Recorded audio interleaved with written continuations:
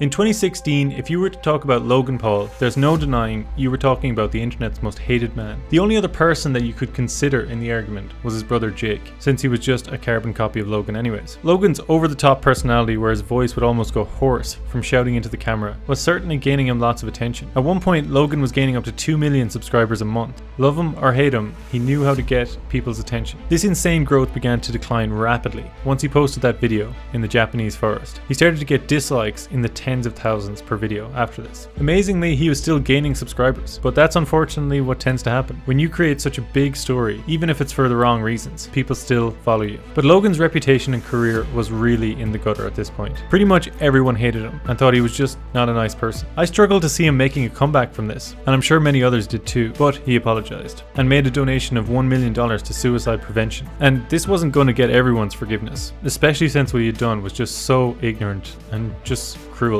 It was so hard to see how he could possibly turn this around. Logan began to at least acknowledge that he wasn't that liked and that his personality was a bit much for everyone. That this over-the-top screaming and shouting was targeted at kids and not people that were his own age. However, he also knew that kids watch a lot more YouTube than older age groups, so he just kept it up. But at least he knew now there were consequences to what he posted on the internet, and he toned things down a little. The biggest change in Logan's career was yet to come. On the 3rd of February 2018, after beating Joe Weller in his first amateur boxing match, KSI called out the Paul family, asking for one of them to fight him in his next fight. Soon after this, Logan announced he would be taking the fight against KSI. Logan isn't stupid, he knows how to get people's attention. So he knew if he wanted to make this fight a big spectacle, he would have to change up his content, as the audience for a boxing match was going to be more mature than the audience he was attracting with his current content. So Logan started to make his content a little less for kids and trying to be more mature, and with the introduction of Mike Malik into Logan's circle, he finally had someone who could stand up to him. The introduction of Mike seemed to keep him out of trouble and to be real with Logan and to tell Logan when an idea was terrible. So with this introduction of Mike and the need to promote the fight with KSI, Logan began to mature a little and start to post content that wasn't entirely for kids, and people started to move on and forget about his past. Then Logan introduced the Impulsive podcast, and he had no choice but to act like a normal person instead of this immature, crass character in his vlogs. Otherwise, no one would actually go on his podcast. Imagine trying to talk to and have a normal conversation with this Logan Paul. It wouldn't make any sense. So he learned to calm down and have normal conversations. And the podcast did really well, and Logan is generally seen as a likable guy now, far from how he was seen in 2016. He made vlogs that most people could watch and find entertaining. He tried to replicate the David Dobrik style of short videos with the whole cast of characters, and they generally did well. But this didn't seem to be enough for Logan. He wanted to do more. I obviously don't know what was going through his mind, but it seems he just got greedy. So he threw his credibility on the line for this cash grab. Logan tried to play down his role in a cryptocurrency called Dinkdoink. Logan and his crew would post videos constantly promoting this terrible coin and saying how they were going to keep holding and that it had a legitimate utility. Logan wanted people to think he was just interested in this coin without playing a major role in its development. But Logan actually drew the mascot on his phone and was one of the inventors of the coin. I don't want to be mean to Logan. In fairness to him, I'm sure he's probably a nice person, and anytime I've ever heard other YouTubers talk about what he's like when they meet him, they always say he's a really nice guy, which I'm sure he probably is. I can't sit here and say I've never done anything wrong myself. I don't know what it's like to be him or to be famous, and I'm obviously not trying to defend Logan either. I think he's very greedy and doesn't seem to be learning from any of his mistakes. But I also just don't want to be sitting here saying I've never made any mistakes and I'm better than Logan. That's not what I'm saying. But anyways, back to Logan's second downfall. After Dinkdoink plummeted, Logan walked away and wiped his hands of it. The New York Times did an article on how Logan had more involvement in Dinkdoink than he was willing to admit. The fact he just walked away after leaving all his fans holding the bag is pretty amazing, that he was just willing to scam people who believe in him. When you think about it, the only people who would be willing to buy a sketchy coin that someone promotes is the people that are the biggest fans and have the most amount of faith in that person. And Logan clearly just disregards these people as meaning nothing to him. And then he does his absolute best to wipe his hands of it as soon as it goes down the gutter. And it gets worse. Logan clearly wasn't satisfied with just ripping off his most loyal fans just once. Thought he could do better and rip off his fans again. But this time he didn't even make any money from it. He just quietly left the project to die while leaving his fans in the dark after he promoted the scheme to his fans as one of the biggest things he's ever done, and that he's after putting $1 million into it. CoffeeZilla just released the final part of his 3-part series about this whole Logan Paul scam. The victims talking about what they would say to Logan if they could meet him after this was quite sad. You can't help but feel so bad for them. Obviously you can make the argument that you shouldn't buy into these crypto coins because there's no utility in them or whatever, but if you watch a person at least once a week talk for over an hour, you can start to feel like they're your friend, or that you can at least